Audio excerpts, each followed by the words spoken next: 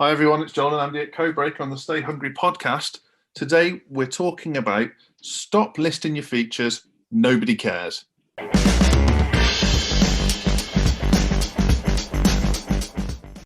Andy, how you doing? Very good, Joel. Damn, done it again. Said very already. I'm awesome. Thank you. Love talking about features and I'm awesome. benefits. I'm awesome. That's a very aha. Very Alan Partridge. Yeah, features, benefits, paint stacking, problem solving. Oh yeah. So what's a great example? I've been established since 1922. That's a common thing, isn't it? Leaping straight into it now. That so many websites, so much marketing. I say it's just all about the fact that it's some suited and booted company that have been established since the dark ages. It's like, well, how's that going to help me? Yeah, exactly that. I think a lot of businesses make this sort of mistake of either reeling off their features, listing their features, talking about who they are, what they've done in the past, and they forget that in that moment they're actually addressing the reader. So that could be in a brochure, it could be on a website, it could be, on a talk, that actually you need to address your audience. Yeah, it's an easy trap to fall into because it happens even in conversations, whether that's networking, whether it's going on a first date, whatever it might be. We can talk about ourselves.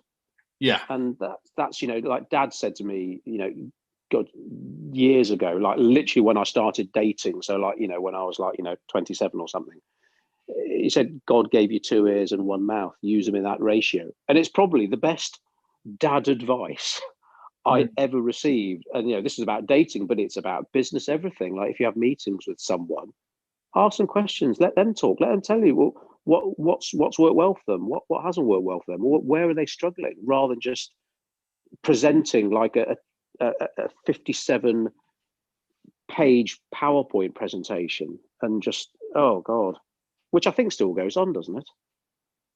Oh, hugely. I mean, my favourite ones are the ones where they just read off the slides. How about they turn their back on the audience to read what's on the slides? Yeah, no, they're the ultimate. That's networking on steroids when you get the joy of witnessing that. I mean, I think we probably seen not only that happen, but the same presentation by the same person happening years later. So once is bad enough, but when you're like 5-6 years later, oh my God, it's the same presentation, and he's still turning his back on the audience, and he's still reading what I'm very capable of reading myself. And he's still reeling off turn the projector off. I can tell you what. And he's still reeling off the company you worked for 20 years ago.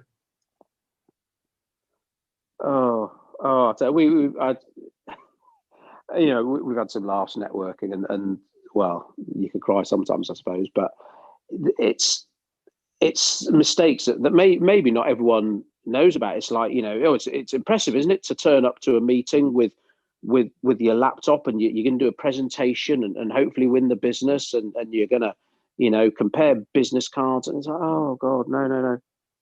All they care about is what's in it for me. And if all you do is talk about you, that's where the conflict arises, consciously or subconsciously. The ultimate outcome is the same. You don't get the sale. And maybe no one comes up to you after the presentation in your networking breakfast to say how much they got out of your presentation, or you've got to have some kind of goal. And I think if you're just talking about yourself and the features of your business, you're missing a massive trick there. Hopefully we've got some top tips for you. Yeah, absolutely. I mean, even just that standing up in networking and reeling off who you used to be and who you've helped in the past, that it makes me feel a bit funny thinking about it now. Always the best pitches were the people that stood up and within 30 seconds, not even 60 seconds, they could tell you how they can help you transform your business or how they can help you make a change. I mean, people like to see, you got to get trust. Absolutely. So maybe the fact that you've helped some big names at some point in your presentation or whatever, or if it's a conversation, they're kind of names you drop in. So that's great, but it's still got to come second to how can I help you, the person who sat opposite me at the table? How can I help you? What's holding you back from reaching your goals? And if I can help, that's what I'll talk about. And that can often start by just asking questions, can't it? Rather than, again, talking at them. Like, if you imagine having the first date and just, again, all your date does is talk about themselves and doesn't ask you anything about yourself, you're probably not going to go to date number 2, unless you're really desperate.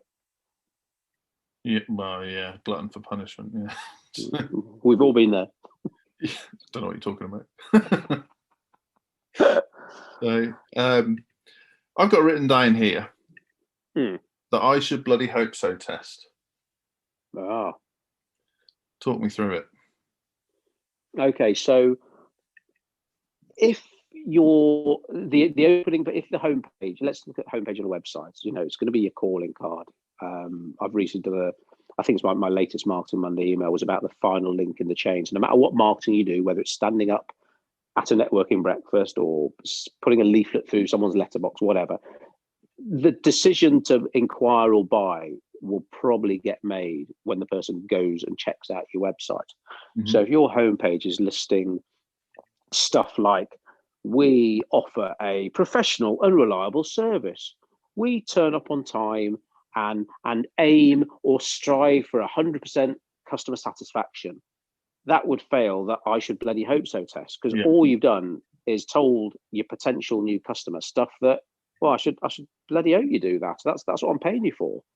And we can see that a lot in reviews as well, and that's like, well, it's not a secret, but it's something that hardly anyone realizes, is that a review should sell your business for you. So if you get a review from Mr. Smith saying Joel and Andy were really nice and professional, then that's nice, and thank you very much, Mr. Smith, for taking the time to do that. But that ain't going to sell my business, because well, I should bloody hope Andy and Joel are professional and friendly.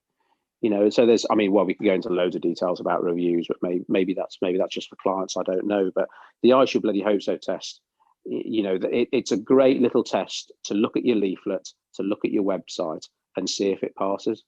Yeah, absolutely. I think every business could do with going through their materials and just checking that they're not making any of those claims. We do it. We do it with our own stuff. Sometimes we'll see stuff that we wrote a year ago, and it's like, because we're always learning things. The principles of marketing will always stay the same. We bang on about that a lot. Market message media always been the same, always will be.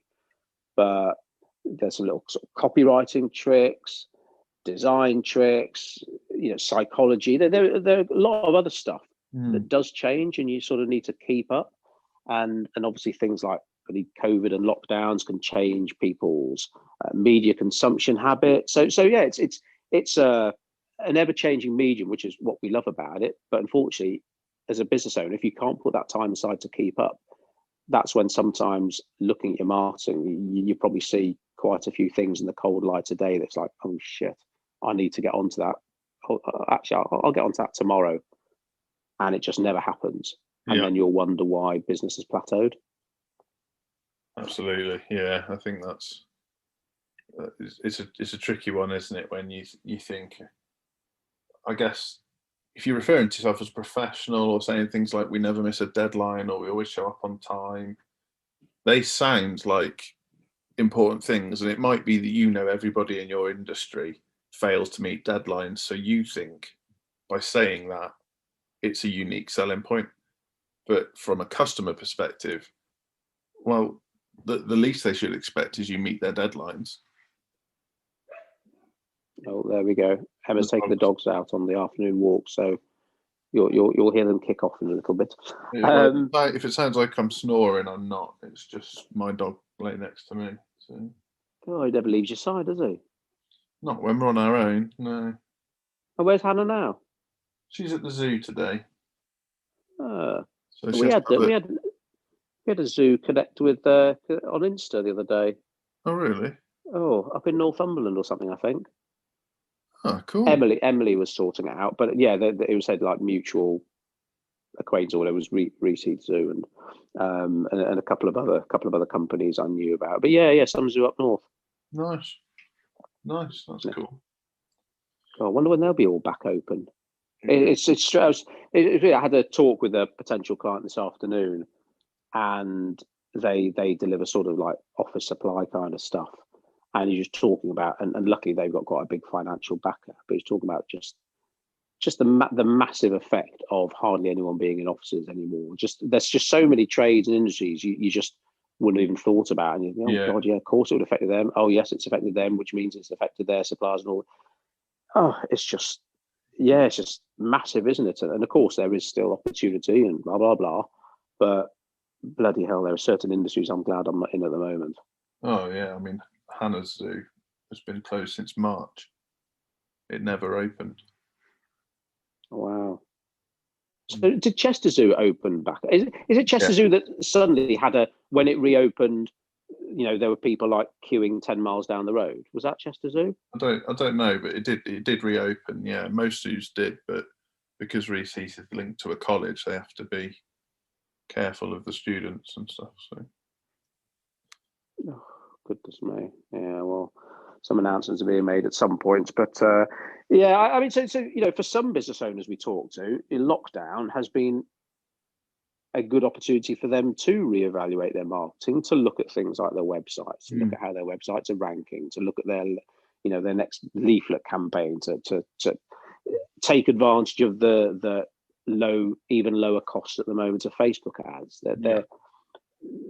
So there is opportunity to look at stuff like that, but sometimes obviously you need to know what you're looking for. And if you've grown up in an industry where they all do it this way, they all talk about how many offices they've got and the fact that they're professional and accredited, and it's like, well, you're a lawyer, haven't you got to be accredited to practice law? And it's just stuff that sometimes, unless it's pointed out or someone explained it, you think, oh shit, yeah, I never looked at it like that. Because people are inherently selfish, all this wonderful belief in customer loyalty that in theory is great, but still people are loyal to themselves first, which we've also talked about. So you hopefully no one rests on their laurels anyway. Just because you've got happy customers, I mean, right, don't need to worry about him or her anymore. Now they're happy. They still need looking after. They still need a cuddle, because it doesn't take much, especially these days, for people for their eye to get tempted by someone else just because they can do it a little bit cheaper, or their business is located a little bit nearer, or they can do it a little bit faster. Oh, well, I might just try them once because my husband's been made redundant, so money's tight, and they're gone. And if there's, and that's another opportunity in your marketing, your website. So right, okay, well, what can we do to really sort of convey that we do look after our customers? Because turning up on time and being professional ain't looking after your customers. That's doing what I should bloody hope you're doing. Yeah, exactly that. I mean, something we come across a lot, I guess companies also reel off features of their service. So, Sorry, was that George then? Can you hear him? I just heard a big moan then. Yeah. Bless him. He's bored. He's bored of listening to me podcast.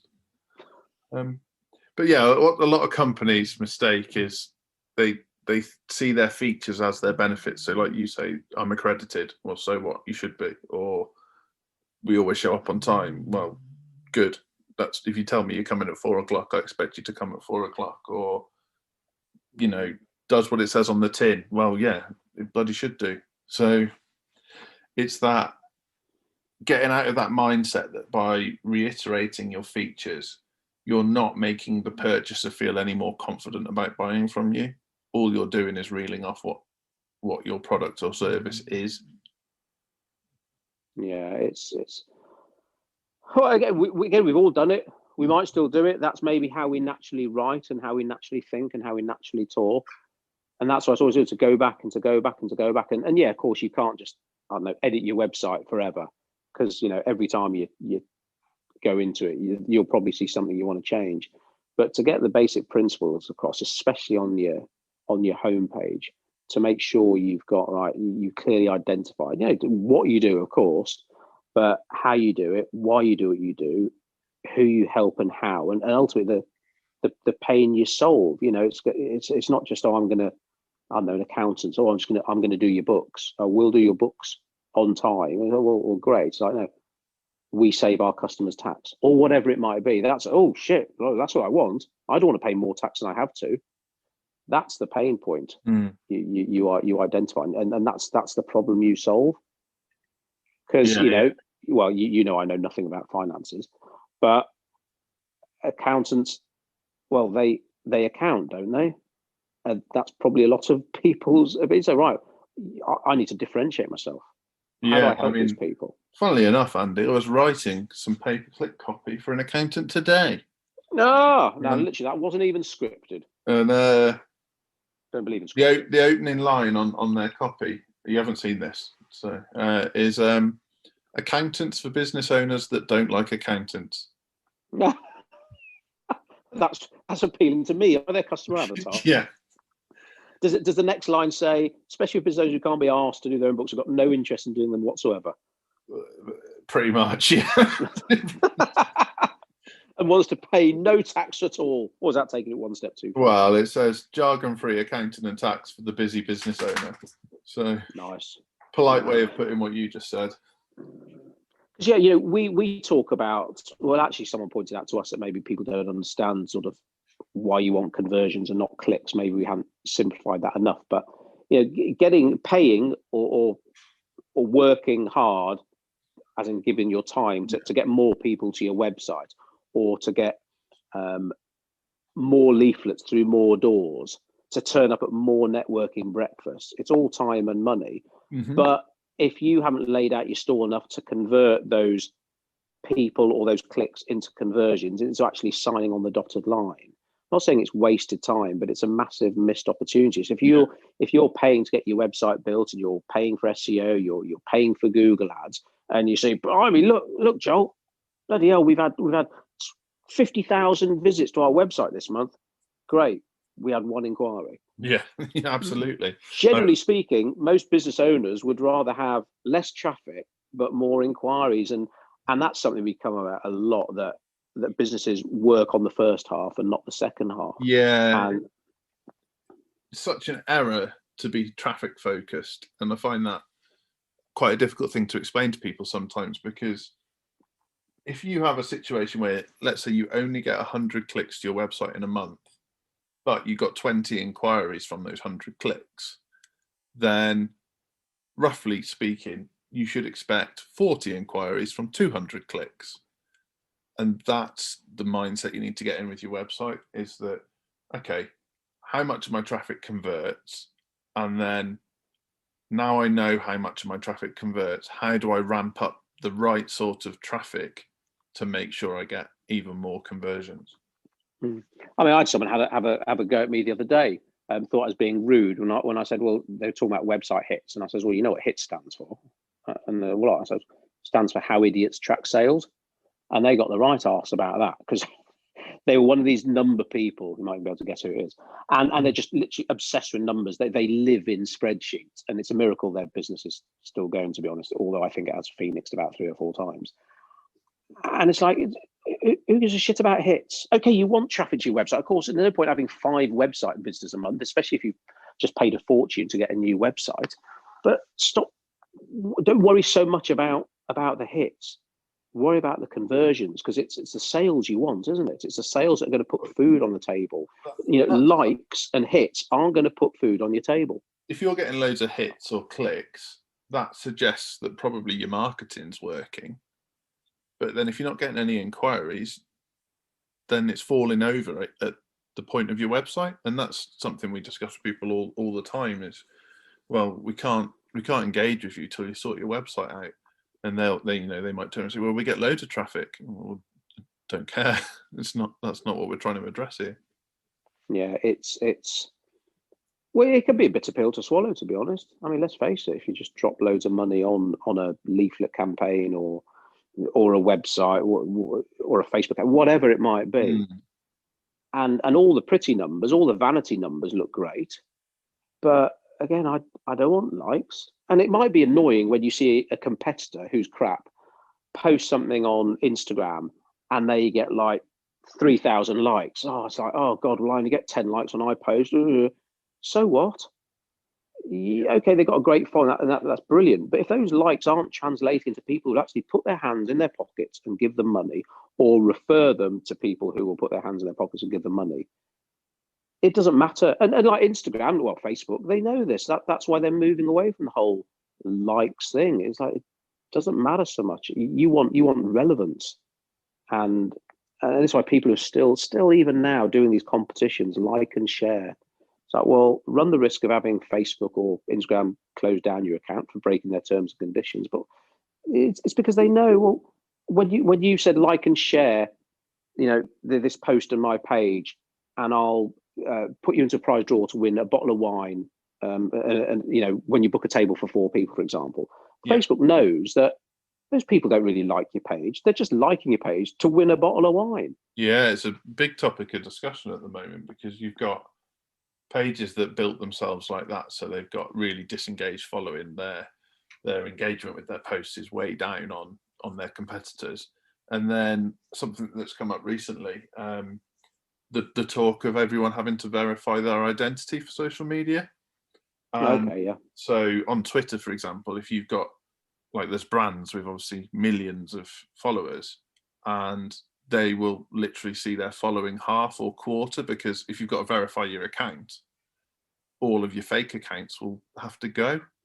And when you're doing these like and share competitions, you're literally inviting a load of fake accounts to like your page.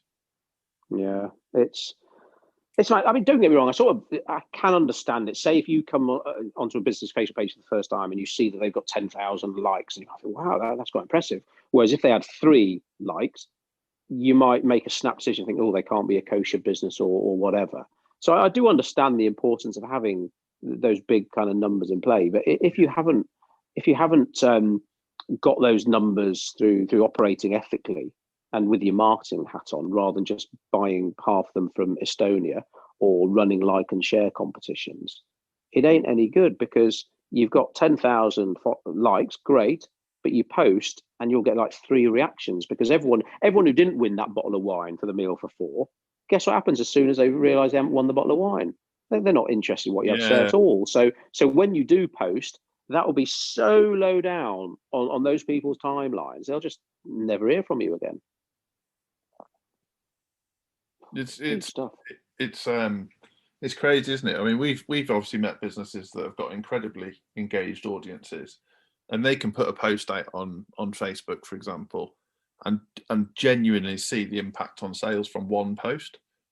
But most businesses that you bump into or deal with or cross paths with don't see that effect, because their audience isn't genuinely engaged. They've sort of battled for vanity metrics for too long. Yeah, I mean, we've got a hairdressing client, and they've got an ad budget. Obviously, we won't look after everyone's marketing unless they're prepared to have an ad budget, but it's not a massive ad budget. And they get so much business through organic posting, and they haven't even got a massive following. But we're very careful about the kind of content we put out, and we advise them to put out that it is benefits led and problem solving led. It's not just saying posts like, we cut hair for ladies, gents, and children. We're open 6 days a week. Well, you know what? Every other bloody hairdresser's open 6 days a week. So organic alone certainly wouldn't work if they were just focusing on features. And of course, it has a higher percentage of working because they focus on the benefits and solving people's, well, in a couple of months, hopefully, it'll be like solving people's lockdown hair, and that kind of angle worked a treat for them the last time round. Oh, it's going to take some solving. Well, Emma asked me today, actually, she said, has Hannah got the clippers out for you? But I said, I don't know, because you're always wearing a hat now. There's a reason for that. I had a meeting with a client on Zoom a couple of days ago, and Georgia was on the call as well. And obviously, Georgia looked immaculate. And I was there with my Codebreak baseball cap on. And Dave's like, the client was always, you got your merch on. I says, oh, yes, always got the merch on. But yes, it was hiding a whole multitude of evils as well. Yeah. Just the greys, the waves, the boofiness. It's all going on, You've Joel. got a thick head of hair. You're all right. I've got the hairline of an 80-year-old man, and when it grows out, it's not dissimilar to Donald Trump's hair, really. So. Oh God, that is bad. So why you got clippers? How come you haven't gone the old Triple H again? Well, you do it in the garden in the summer, it's easy, but in the winter, I'm not sitting out there while she barbers my hair. It doesn't take that long, does it? Still not doing it. Oh right, okay. She's just going to grow it out and wear a cap then. For the time being. I mean, I can't wait for my new Codebreak beanie to arrive. To be honest, because Holly has just I can't get near it now. I thought you'd forgotten about that. No, I'm joking. No, I ordered one that day. I'm a Codebreak jumper. Yeah, so she pretty much walks around in a Codebreak hoodie and the Codebreak beanie now. Well, so, she mocked that hoodie when she first saw it, so she can back off. Yeah, exactly. I mean, she, when school was open, she was wearing the beanie to go to school. So it's great for advertising for us. So hopefully, when school's open in a month or so, and it's still a little bit nippy, she can carry on wearing the beanie. But I mean, it sounds so sinister, doesn't it? I send my child to school in branded attire. Hey, business is business. I've got 5 kids to feed, Joel. I know I've got 5 kids to feed, but yeah, love a bit of merch. Yeah. Don't think what else we can do now. Stop it! Stop spending money. I'm excited about my Codebreak jumper though.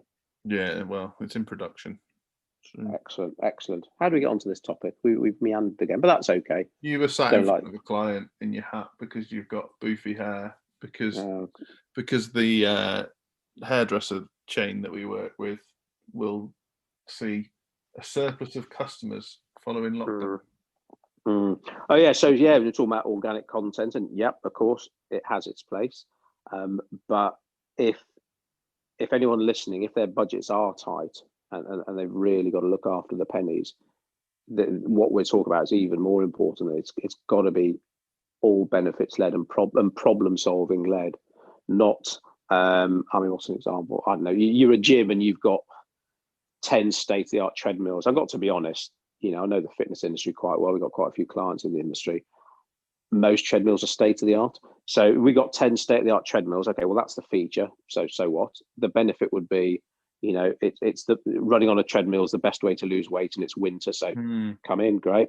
And obviously solving the problem would be stuff like, are you fed up of not being able to keep up with your children, or, play with your kids at sports and stuff, really looking at, oh yeah, well, that's me. Do you know what would get me? Do you know what would get me with that? You could run with George. No, if they said cycle more than a mile without collapsing. If they said the TVs on our treadmills work, that would get me. The amount of gyms you go in where they've got these fancy treadmills, but you try and watch TV and it's either a horrible mess or there's no picture at all. No, I can't. It makes me sick. I can't look at a screen when I'm running. But we started montage on. Well, we started running on treadmills, and it was great. And all other runners told me was, "Oh, well, it's much harder to run on the road, or it's much harder to run the road." It almost felt like a bit farty because I was running on a treadmill. But then the weather picked up, and then lockdown happened anyway, so I couldn't run on a treadmill. Started running on the roads. Oh my God, it's like 100 times easier. There's things to look at. There you can slow down and speed up rather than having to run at a constant speed for most of it. You haven't got someone annoying on the treadmill next to you, like coughing everywhere. It is wonderful. Like outside is free, whatever the hashtag is. It's brilliant. Yeah, see, I'm the opposite. I find it way easier to run on a treadmill. It's fun, isn't it? That's probably where you live. I think you don't get mugged on a treadmill. I think it's probably more to do with how much I weigh and the impact on my joints. But yeah, it should be easy to run outside where I live because you're constantly running away from someone. So what's the longest you've run on a treadmill for now then? What are you up to? What, time or distance? Time. Well, I've run for an hour on the treadmill before. Bloody hell, that's good going. But not a particularly decent distance, I wouldn't say. Look, there's not many people who can run for an hour, Joel. Well, I don't think. If you asked me to run for an hour today, I think it might be a bit different. We did 15k this morning. and Sophie, one of our clients, she's a sports physio. She said with the longer distances, says 15k and over, try running for 10 minutes and walking for 5 minutes. And that's what we'd be doing up to the half marathon. Even though I've run a couple of half marathons, doing this walking, running thing, yeah, it seems to be pretty cool. But I'm going to get well stuck into my Beyond Burger tonight. So that's keeping me going because I'm quite tired. Oh, what's going on the Beyond Burger? Oh, Beyond Burger, homemade, well, sort of not wedges, but sort of between wedges and chips, I'd say. And then some like this kind of chickpea, spring onion, gherkiny salad that Emma makes. Doesn't sound very nice, but it's a treat for me because usually I just have like steamed broccoli or something. So a Beyond Burger, yeah. I'm looking forward to that. And there we go. That's so, Beyond Burgers, veganism, all that kind of movements. Now, generally speaking, those kind of companies, they're all about solving the people's problems. They don't just talk about what their meat substitute burgers are. They identify and put in front of people why they do what they do, which obviously isn't to everyone's taste. You get a lot of carnivores who don't give a shit, or will find some kind of argument about forests being cut down for soybeans or whatever it might be. Yeah. But generally speaking, there's quite a few vegan companies that we follow simply because their marketing's so smart. And again, we're always learning. Yeah, you see that a lot with eco brands, vegan, that kind of thing. They're very people centric, and so they understand about relating the benefits to the needs of the individual. Yeah, and I'm all for a bit of pain stacking. If there's a vegan company that can go undercover in a factory farm and show what you're contributing to and put a bit of the guilt on, then that's going to get you customers. It's going to piss off a few people, but that's part of the course. Some of your marketing has to piss someone off, because if it doesn't, you're doing something wrong. If all your marketing is so nice and normal, the whole we've been established since 1922, we're professional, we're reliable, and basically vanilla like and so safe, it's just lose. You're not going to identify with anyone, and no one's going to remember you. They'll I'm sure they'll love you when they see you. And oh, look, there's Andy talking at networking again. Oh, he's such a nice man. Well, that's great, but are you going to buy any of my services? And again, that's another bitter pill to swallow when you think you're investing lots of your energy into getting a marketing campaign right, and to have it sometimes maybe audited or critiqued, or someone just takes out a massive ad in a magazine and they hadn't realised there was a huge typo in it. It's all this kind of stuff that can really be a bit soul destroying, to be honest. And that's what we want with our podcast, our Marketing Monday videos, the stuff we put out for free, is to hopefully share a few tips and save someone some pain. Yeah, absolutely. Because when people will moan about spending money on their marketing, but they'll moan even more when they spend it and realize that they've been doing it wrong, or rather they could have done it a lot more effectively.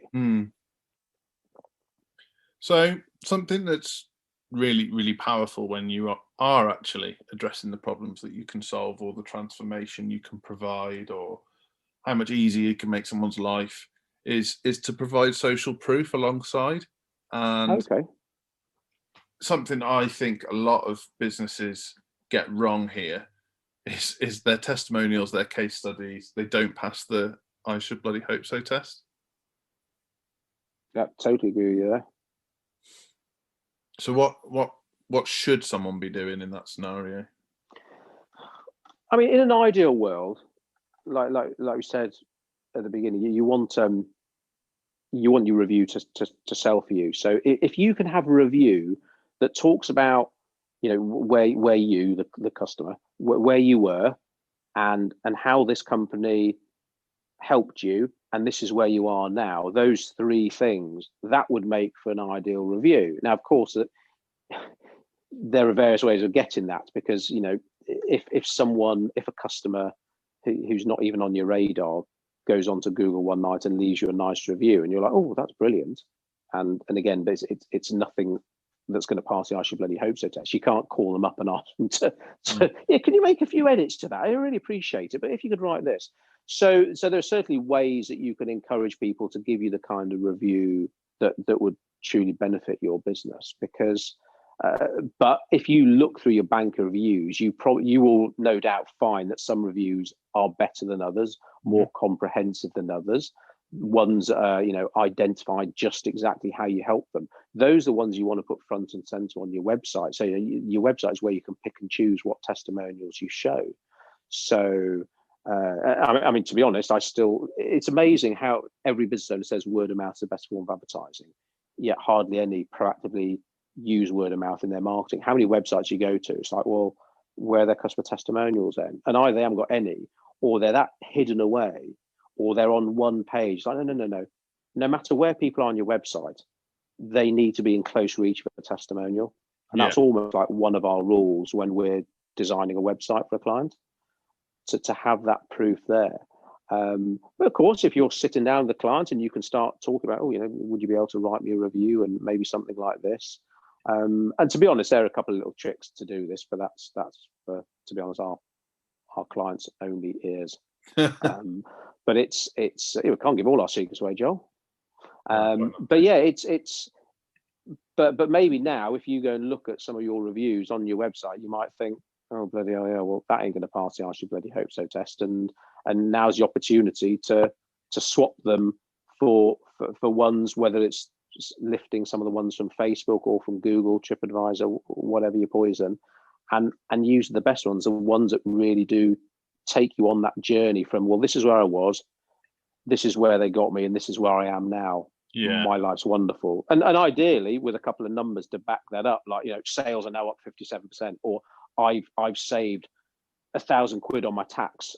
If there could be a number to that proof, so it doesn't just become qualitative but quantitative as well, then Bob's your uncle. Your auntie's live-in lover, as you say. Yeah, and Fanny's your aunt. When my youngest daughter found out that bum bags in America or fanny packs, well, my goodness, that literally made her year. Which mother-in-law didn't think was very funny, but she's wrong. Well, totally wrong. Everyone knows about it never becomes unfunny. Oh yes, out of the mouth of babes, and then was it Christmas? Yeah, it was. Yeah, it was Christmas. I had both the mothers here in our little bubble, our little Christmas bubble, and one of my mum's friends had gone to stay with her sister in Canada, and the place in Canada they went to visit was called Regina.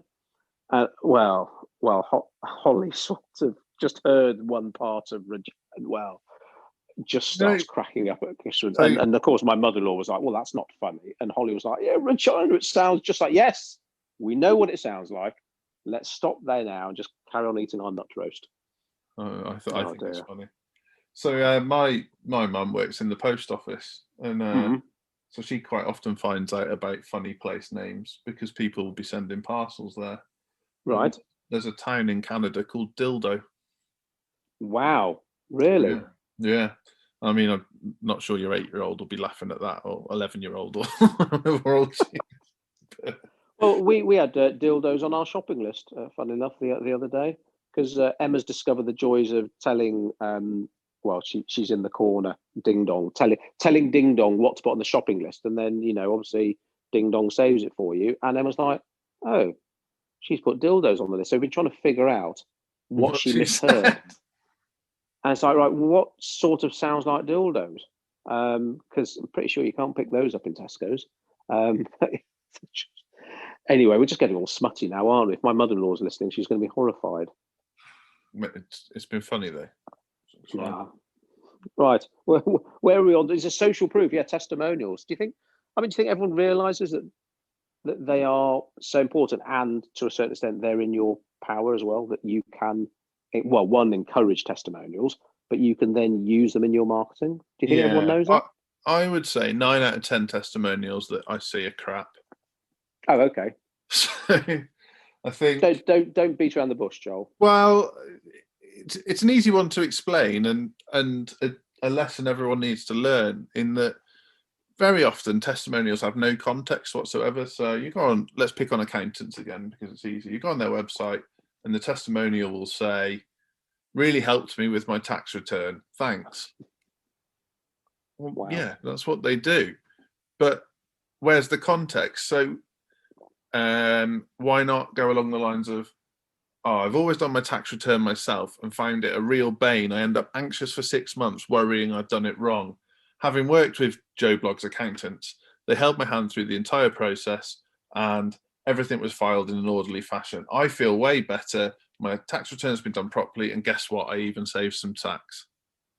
Nice. And Yeah. you're telling the same story, you're just giving it some context. And I think sometimes, well, that sometimes less is more. Don't get me wrong. You don't want to bombard people with too much information, but there can be a fear that a review. Oh, well, that's a really long review, and oh, that web page. Oh, that's really long. There's too much copy. Or the sales letter I'm writing. Or it must fit on one side of A4. It's like, well, why? If you're putting relevant information in front of the right people, and to be honest, you can write well and know how to write, it doesn't matter how long or short it is. You'll have some of the best sales letters I've read have been pages long. Some of the best landing pages. I mean, we build landing pages of all kinds of lengths, but some of the ones that convert the best are the long form ones. And having, and I think some people may think that a short and snappy review is the best, where no, that's not the case. You need to get a bit of meat on the bones. Or tofu. Definitely not tofu. You know what I found? We had tofu for lunch. Did you? Yeah. What you don't like tofu? It? I've had tofu once and thought it was delicious, but every time I've tried to make it, I've never been able to recreate that. It's one of those things that it's like you just need to really get some flavour in there, because it's just a block of gloop. Otherwise, it really can absorb flavour as well. So Emma made tofu scrambles, so spinach and onions and garlic and all this other stuff, and it was nice. That sounds decent. It was all right. Do you have soup again? I haven't had my lunch yet. That's bad, isn't it? I felt really bad, moaning that most of the time I just have soup for lunch, but then saying the saving grace is that Emma makes her own sourdough, so at least I get some sourdough with it. And then it turns out you have soup pretty much every day for lunch, but no bread. And that sounds like one step away from like a Russian prison. Yeah, bread is banned in our house. Yeah. I mean, soup, okay, once in a while. Neither of us are massive fans of soup, but soup without bread. Yeah, Hannah's one of those people that if she buys a sandwich, if we're in a rush or out somewhere, she doesn't eat much of the bread. Blimey. Yeah. So again, what's stopping you from having the bread, or is that just it wouldn't be fair? Being supportive. Occasionally, we have wholemeal bread once in a while, but I bet people listen to this must God, these guys, they live life on the edge. Rock and roll one's going on about is tofu scramble for lunch. The other one's going about is soup with no bread. Yeah. So it's funny to finish that DDP book, Positively Unstoppable. That was an awesome read. So thanks. Does he have soup for lunch? But he's a big anti-wheat guy. Yeah, so there's quite a bit about his diet towards the end. So yeah, he's pretty anti. All his bread is gluten free and all that stuff. But that's an awesome. If anyone's struggling about mindset and can get into a bit of a negative frame of mind, then Diamond Dallas Page's Positively Unstoppable is an awesome read. And if you like wrestling, even better. Yeah. Or yoga. Or yoga. Yeah. Oh yeah. DDP's big in the fitness world now, isn't he? And massive. I hadn't realised how much he'd sunk into his business to make it work. So obviously he earned as a wrestler loads and loads of money, but before DDP Yoga took off, he'd invested that much into the yoga side of things. He was almost potless, wasn't he? Really? I think he was $500,000. I don't know. Have you not read the book? No, I just thought it was up your street and bought you it. Right. So I need to lend it to you then. Yeah. So he was $500,000 in to DDP Yoga. Literally, he was posting out one DVD a day. Wow. And yeah, then it was talk about then so Arthur, who's the video I found on YouTube, a guy called Arthur Borman, who was I was going to say Vietnam vet. No, he's a Gulf War One vet, basically a paratrooper. Too many parachute jumps, knackered his knees up, and basically was disabled. 2 canes, knee braces, back brace, really overweight. But did a video about his transformation, and all, no fitness instructors would touch him, but DDP listened and gave him advice and sent him the program and all this stuff. And basically this video, it's a 4-minute video. If you go onto YouTube and search never ever give up Arthur, something like that, and you'll find it. And it's almost on the back of that really kickstarted the yoga program. So there he was, $500,000 in, thinking it was never going to work. But pretty much this one video then started snowballing everything. And then they were selling thousands of DVDs. No, it's almost like you planned that, but that is a brilliant example of social proof. Yeah, throughout the book, actually, he's got examples of people whose lives he's transformed. So there's a lady who's in pain with fibromyalgia. Arthur's in there, who's now super slim. And I think he might even be one of DDP's instructors. But there's quite a few people who struggle with pain or with weight and how following this program. And also something interesting, in the early days, he replied personally to people's emails. Why? So, you think, oh, well, this famous, especially if you know wrestling, this famous guy is never going to, reply to me. But he did, and he put that time in, again, sunk a lot of his money in. And at the time, he was also pretty much trying to rehab Scott Hall and Jake the Snake Roberts, had those two guys living with him. The documentary about that. Yeah.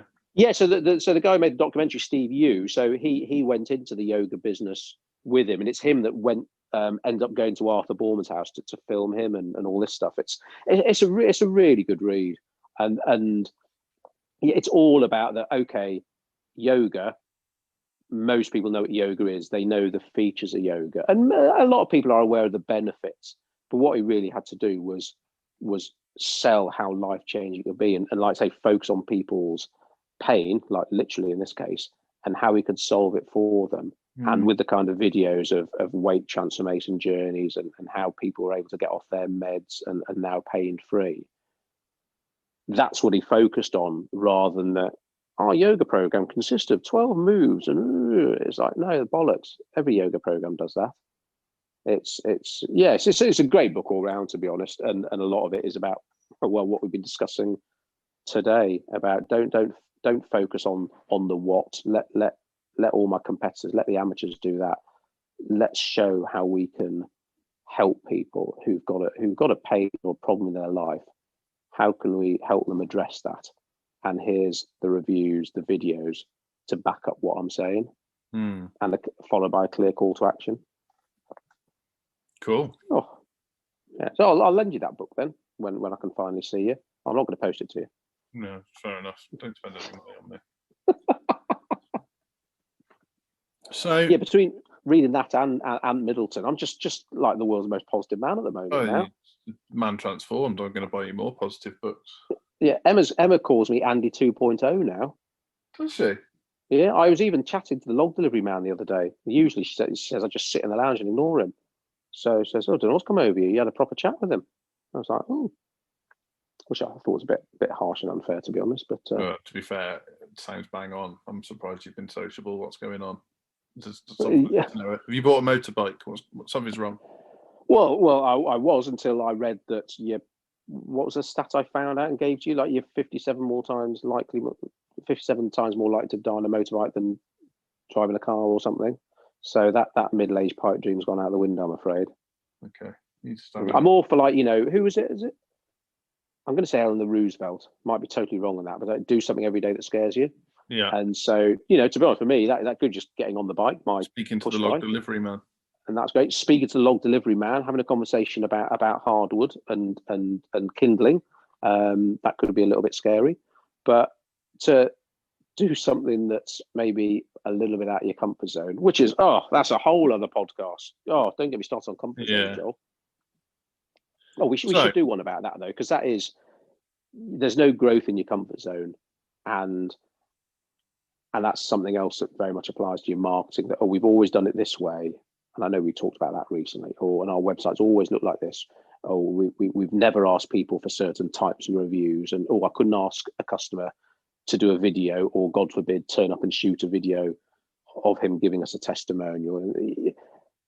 Now's the time to if that's you, to consider changing your way of thinking, because chances are your competitors are jumping onto stuff like this, and it's very hard to play catch up. Yeah. So everything we've just said, why does it really matter? If you think your business is working as is, why should you make the changes we're suggesting? Yeah, if someone say to me, I don't want to make any more sales, I'm happy as I am, I'd say absolutely fine and walk away. But it's been a long time since I've met a business owner like that. We've got clients who are super busy. Do you want to be even busier? Well, yeah, I'll work longer hours, which is an option for some people, or I'll employ people, or I'll outsource more, or whatever it might be. I am not at capacity. And if I am getting close to capacity, well, perhaps I'll put my prices up then. But yeah, it's about making the till ring. It's about making the boat go faster. This is about marketing that sells. It's not about, I've now got more in-depth reviews on my website, and I've done some copy edits to my website. It's about improving the chances of making someone who sees your leaflet or your website, or sees you speak at a networking event, when those come back, to actually think, yeah, I'm now more likely to call him or her and talk about doing some business. It's about, what did we say at the beginning? Putting food on the table. Yeah, exactly that. So even if it is tofu, you're increasing the chance of a sale. That's the reality. That's what, not for everyone, but for us, that's what marketing's about. It can't be style over substance. It needs both. If it ain't pretty and brand consistent, you're not going to get the trust and the familiarity, and you're not going to hook someone in the first place. But without the depth of thinking behind that marketing, you're not going to retain the person's interest and make them more likely to buy off you. They'll just think, oh, that's nice. Oh, that's great. Oh, that was a fun presentation. Oh, that's a cool looking website. And then they get on with their life. And, absolutely. And that's something you'll never know about, because you won't know that someone's come to your website and gone off and never bought off you. In fact, they bought off your competitor an hour later. You'll be in almost like blissful ignorance. That's like, right, what can we do to turn the odds in your favor? Yeah, absolutely. And I think the other side of this as well is, if you're in the habit of reeling off your features, you're just setting yourself up to be compared with your competitors. That's a bloody good point, Joel. So the situation you'll apples with apples. Exactly. They'll go down your list of features, they'll go down your competitor's list of features, and if the price is about the same, they'll pick the one that's got the most features. If you show the transformation and the social proof of the difference it's made to people's lives, or how much easier it's made things, or how much better it was at making them succeed with their diet, or whatever it might be, your competitors can't compare with you on that, because it's a personal thing that's happened to someone that's been through your process, not theirs. And suddenly your offer isn't comparable anymore. You can't compare apples with apples, and you're putting yourself in an audience of one as such. That's a brilliant point. That's huge. Like I say, if you're in a business, especially where people are just comparing, I'll get 3 quotes. I go, well, he's got the most bullet points on his list, all about the same price. I'll go with him. Or, well, this one's a lot cheaper. I'll just go with him. Like you say, you don't want a level playing field. Well, so it's like, well, let those accountants do what they want. They all do the same thing. I don't. I do this for my accountancy clients. And if you can be different and to the point where now and then you're a little bit uncomfortable about it. And there we go, talking about the comfort zone again. It's going to be brilliant because, like you say, as soon as you're in that apples and apples territory, oh God, if it's in the service business as well, where you're talking quotes and proposals and meetings and all that shit, oh, that can really wear you down. And you want to be, and it's not different for different sake. And we do see businesses doing that, just thinking they just got to be the loudest, sweariest person out there, and oh, everyone in my industry wears a suit, so I'm going to wear board shorts and flip flops. Yeah, I'm not just talking about just being different. You've got to be tuned to yourself as well. But if all your competitors do something the same way, is there opportunity for you to do it a different way? One that will get you remembered. It won't be to everyone's. It won't be everyone's cup of tea. But you know what? You got to be okay with that. And to be honest, that's hard, isn't it? Yeah. It is tough to single yourself out like that, really. But I think if you want to be that business that can charge more and still have happy customers that are loyal to your brand, you've got to make sure that you're not just being an apple being compared with apples. Yeah, that's just such a good point. It's like an old test, isn't it? Like, if like here are 3 leaflets or 3 websites from the same industry. If you can swap the logos around and no one could tell the difference, then you need to do some work on your leaflets, or you need to do some work on your website, because then you just look the same as everyone else. You need to stand out. It's an ultra noisy, uber competitive marketplace, and sometimes people think the solution is just to post more, and they're looking at loudness from the wrong point of view. It's not about just posting more often. It's about posting more quality content that again will stand you out. Yeah. And that's, to be honest, that's probably, I think, one of the biggest mistakes we see in social media marketing anyway, is that people think, well, business is tough and slow down, so I'll post more often, or a lockdown's hit, so that email database I've got, and sort of send an email out once a year. Well, I'll start sending 4 emails a day out now, trying to sell my stuff. It's like, no, it ain't about that. It's about consistency. And yeah, being different. What's a Mark Twain quote we used the other day about, when you find yourself on the side of the majority, it's time to pause and reflect. And that's a pretty good quote to remember every now and then, because you think, actually, my website does read just like every other accountant's website or every other window cleaner's website. Oh, I turn up on time and I'll get your windows sparkling clean. Well, I should bloody hope so. Yeah, exactly. So you're struggling with this as a business, or your website's not performing as it should, or your brochures, you've just looked in the skip and there's a pile of your brochures in there. What do you do to sort this out? Yeah, just speak to someone, Joel. Let's call someone. maybe even us. Visit codebreak.co.uk that's the reality, isn't it? and apply for a discovery call.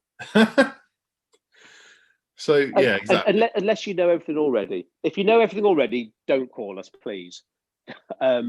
If you're okay to take advice, an honest, direct advice, then yeah, codebreak.co.uk, apply for a discovery call, and we'll have a frank chat about the challenges your business is facing and whether we're a good fit to help them, and what we can do with our marketing that sells system to start driving more results for you. And like we said way back at the beginning, put more food on the table. Yeah, exactly. That's it, isn't it? It's a unique system that we use, where we address things very much like getting away from features and moving towards benefits tailored to the individual, and everything else that we include with it. But first things first, have a look at your website and make sure you're not making these mistakes. Mm-hmm. Indeed. All right then, we'll catch you all again for another episode of Stay Hungry. Take care, guys. Bye-bye.